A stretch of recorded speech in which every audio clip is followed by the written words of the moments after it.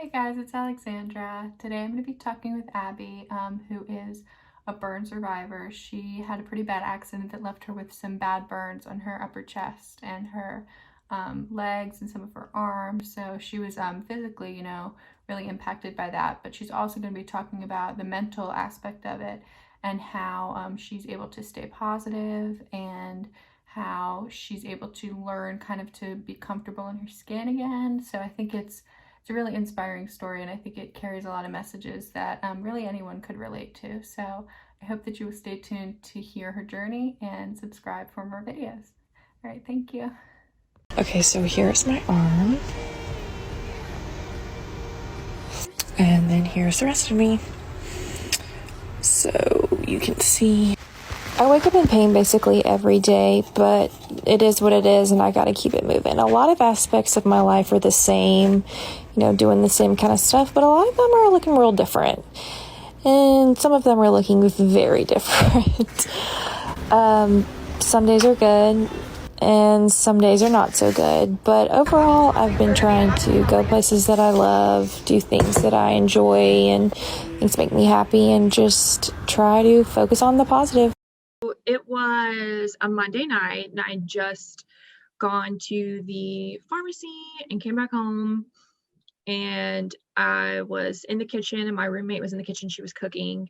I don't know, she was like boiling something, and I went to microwave some leftovers. The microwave is over the stove, and as my food's like heating up, Margaret and I are talking, and I just mentioned to her that I was feeling lightheaded, and when you kind of like stand up too fast and you kind of get like the spots, and so you like hold on to something really quick.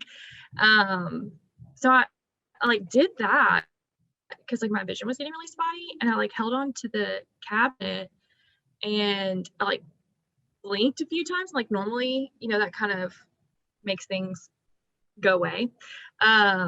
But it wasn't. And I was having a really hard time keeping up with like the flow of the conversation. And Margaret said, well, why don't you go sit down and I will bring you your food? And I was like, great. So our microwave is over the stove, and it's on the way out of the kitchen. And so apparently on my way out of the kitchen, I don't recall this. The last thing I remember is agreeing to go lay down, and Margaret would bring me my food. And I stopped and turned and looked at the microwave, probably just to see how much time was left, who knows. And then I fainted over the pot of food that Margaret was boiling. And after that, when I came to, I was on the ground with Margaret behind me, but it's not like I woke up, when I hit the water, like I said, and even falling back and like hitting the ground isn't what woke me up. I think I just slowly started to regain a little bit of consciousness, and because I could hear Margaret yelling for Jesse, one of our other roommates who was downstairs working, to come up and help. And after that, Margaret began to tell Jesse what happened, and like I'm kind of starting to like wake up a little bit more, and she's like, help me get her sweater off. It soaked up all the water. She fainted over the pot. And then when my brain put all of this together is when I joke and say that I was like Lazarus. I like sat up from the dead, because I really was like and then just like ripped my sweater off and like ripped my bra off and like ran and laid on the couch, and they were going to get frozen peas out, and I told them no, just get some wet rags and call 911. So yeah, that was that night. I could hear the EMT people, and first responders, whenever they were communicating with the hospital, saying that we think she's got some second and third degree burns over, I think they overestimated, said like 20% of her upper body. So I kind of had an idea. And I before I got the wet rags, like whenever I first like sat up and like ripped my sweater off when I was like walking to the couch, I like looked down because I just had to see. So I knew that things were bad when I looked down and saw that my skin was like gray, which is a color that, I've burned myself, taking something out of the oven or, like on your curling iron or whatever. But I'd never seen myself look gray before. And, they really don't tell you in the ER. What's interesting is that at MedStar Washington, the hospital that I was at, they actually have a separate burn emergency room. So I was like the only person that was in the burn ER that night, which was nice because it really wasn't chaotic at all. They wheeled me through the regular ER and I was like, really overwhelming. So it probably wasn't until I was in the ICU that they really, after they took pictures and everything and got me stabilized, it was the next morning that they, when I had the doctor come and talk to me, that, she said, you've got a lot of third-degree burns. So how did the healing process start after that? So the first part, I guess you could say, of the treatment process, once you go through, once you're in the ER, before they take you to whatever floor you're going to be on, you have to go through what some places call, well, my hospital called the tank. Other people will call it like hydrotherapy. But basically, this is not the most pleasant thing to think about or talk about. This is one of like the worst parts of the whole thing. They take you in this room, and you know how like you've seen dog groomers have got the little spray thing and there's like a metal sort of sink. Okay, well, this is like a metal table and there is like a spray hose, and there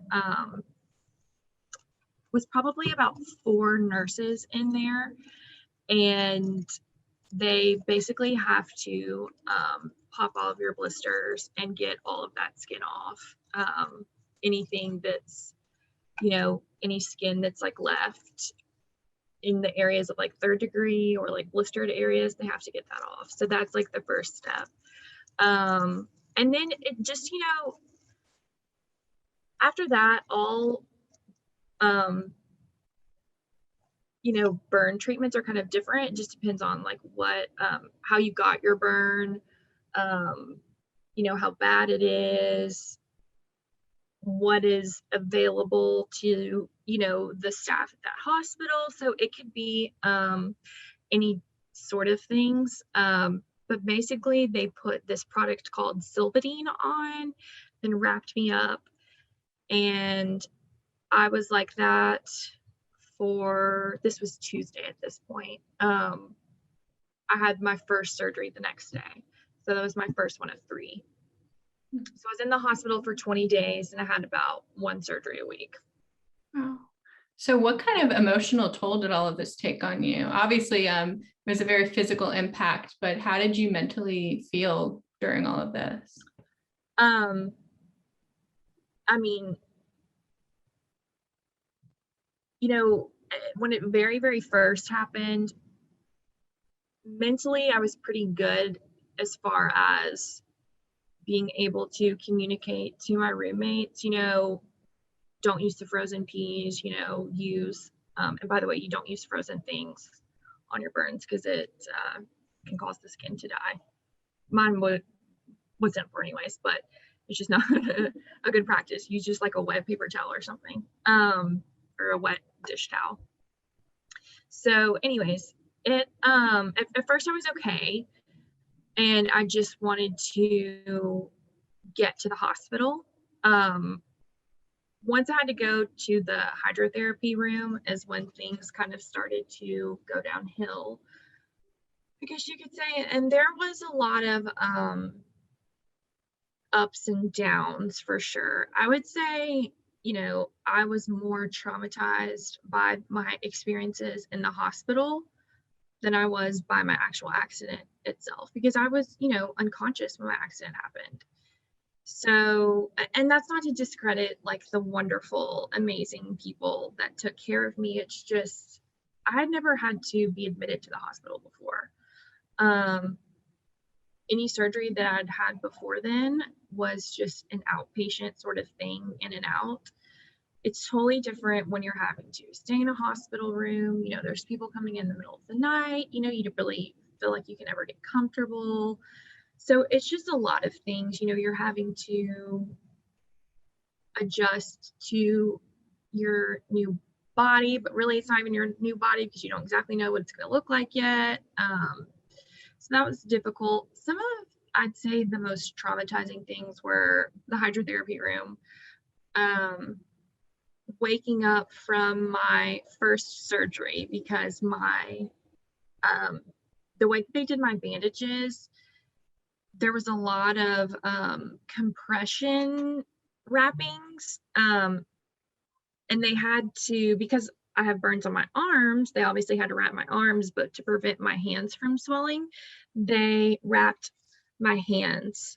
So I woke up and I had no idea they were going to do that. So when I woke up from my first surgery, the top half of my body looked like I was a gingerbread man, and so that was like extremely upsetting to me. None of my family lives here, so it's not like I could even use my phone to call them, and they wanted me to stay like that for like 5 days or something, 3 to 5 days.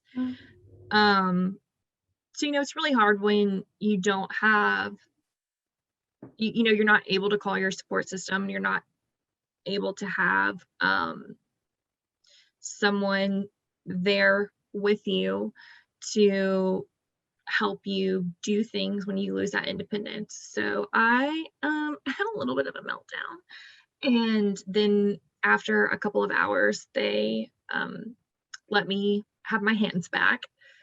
So because I woke up and I cried silent tears the whole way that they were rolling me from post-op back to my room. And once I got in my room, I like really broke down, and one of the surgery techs like went and got the nurse for me, and then they had to call the doctor, so that was like a whole thing. I'd say my second surgery was also difficult for me to wake up from, because the amount of skin that I thought that they were going to take was not what they ended up taking. So I thought that they were going to take some skin like roughly this size from one of my legs, and I woke up and they had taken twice this on both sides. So that was really difficult. My third surgery went the best. I woke up and was in the least amount of stress. So those were some of the most emotionally tolling things. For the most part, almost every medical professional there that I came into contact with was extremely professional and empathetic, but there were some people that will talk about you or talk over you rather than talking to you. And as a patient, that's very dehumanizing, and makes you feel like you have no autonomy over your own body, makes you feel like you're an object rather than a person.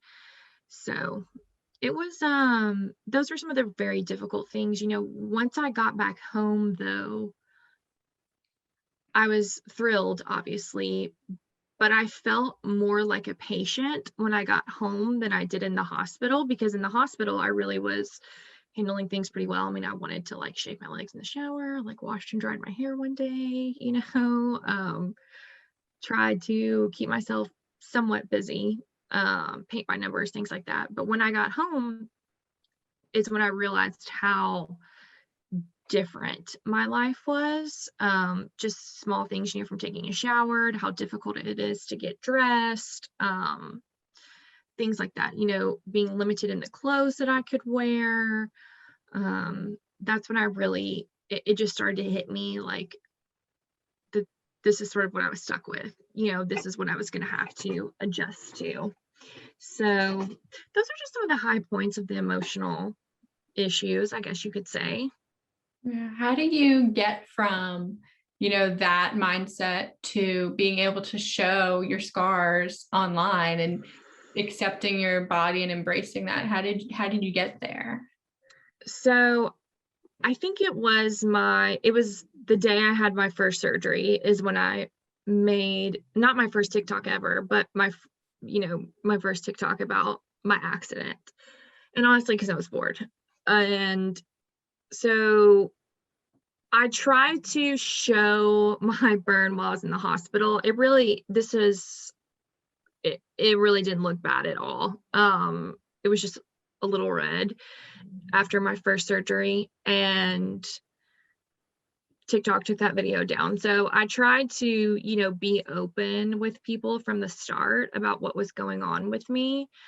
Um, it's not very challenging for me to record a video and show my scars or talk about them and post it on TikTok, because it's just, me. It almost feels like, you're FaceTiming with someone in a sense. So it's very approachable, I guess you could say. I wouldn't say that I'm accept them by any means. That's a daily struggle. I absolutely mourn my old body every day. Um, especially when I just want to get dressed and like throw something on and leave, but I can't because I have to find all my compression gear, I have to find my gel pads, I have to do the whole process of putting that on and then try to figure out what I'm going to wear to accommodate the compression garments. So there's a lot of anger and frustration, sadness. I mean, I definitely am not at the stage of acceptance yet. And also I'm not at the stage of acceptance because I'm still going through my laser scar revision treatments. So I've kind of know what I started off as like my baseline scars, and part of what keeps me positive, I guess, is just focusing on progress, just wanting to get past where I'm at right now. And knowing that I don't necessarily want to like live in this space forever, that really helps give me perspective. So what message do you hope people get from your videos? Because you are being vulnerable, you are, sharing stuff that, like you said, is not the most comfortable. I think the first thing would be just awareness as to what people that are, burn survivors have to go through, and how long and complex the healing process is, and that once you get out of the hospital, you're not nearly out of the woods yet. It's actually, I think, like I said, the more difficult part comes to me a lot of times when you get home from the hospital. Everybody's different, obviously, but your progress is so much slower when you're at home, and so it's hard to kind of stay motivated and positive. I know I definitely, mine ebbs and flows, but just again, so education, mental health awareness for sure. I'm a psychologist, so I am always advocating for that, but just making people feel okay about talking about their struggles, and that it's okay to be sad and stuff. Life really sucks sometimes, and it's okay to talk about that, because we all have our issues and we all have things that are going on. And so just trying to help foster some empathy in people, and just in a way it's an outlet for me to try to help combat body dysmorphia issues that I've have and had before being hospitalized. So it pushes me outside my comfort zone and makes me be brave, and that's helpful. It's not that I even necessarily show my scars so that way I can get affirmation from other people, because I'm really my own worst critic, so I have to convince myself. And it's a good way for me to just to monitor my progress in a way as well. So, and what's really satisfying is when people tell me, watching your videos has helped me feel more comfortable with my scars, or more comfortable showing them off. So I think that that's also what gives me the motivation to keep posting and keep sharing, and the openness I have. Unfortunately, I would show them more, but a lot of my videos TikTok will take down, which is low-key discriminatory, because it's not just me. They also do it to a lot of other burn survivors.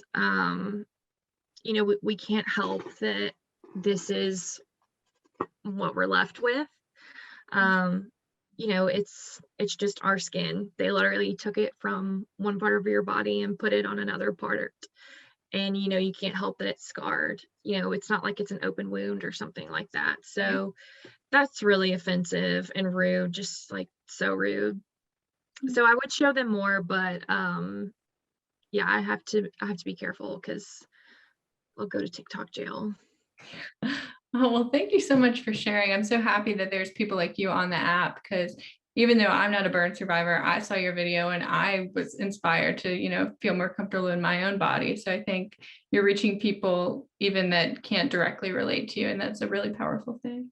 Thank you. Yeah, absolutely. Well, thank you so much for sharing. I think people have a lot to learn from you, and I appreciate your positive outlook given all that you've been through. So could have been, Yes. I'm glad that, you're here being able to interview with me and not, in more critical conditions. So. Absolutely. And something that one of the biggest things that helps me keep my, I guess, like, give some more perspective on my issue is that, knowing that it absolutely could have been worse, and I'm grateful that it wasn't my hands or my face or my feet. But that also opens me up to a lot of scrutiny from people. That's one of the biggest critiques, I guess you could say, that I get from people, is that they feel like I should not be complaining, or I shouldn't be upset, because what happened to me is not as bad as what's happened to other people. And it makes me feel sad for those people that are being critical of me, because I know that they're obviously not happy people in their own life. But it also just shows an immense lack of empathy on their part. I try to tell them, just because somebody else had an experience that was worse than mine doesn't invalidate my experience. Right. This is the worst thing that's happened to me in my life, and that's very valid. And just because my face, or more visible areas of my body weren't affected, doesn't mean that I still don't have extreme struggles. Yes, I'm very grateful that I'm able to work and all of those sort of things, and it does make my recovery a lot easier, for sure. But it's things like that that are difficult to deal with whenever you are putting yourself out there for millions of people to see.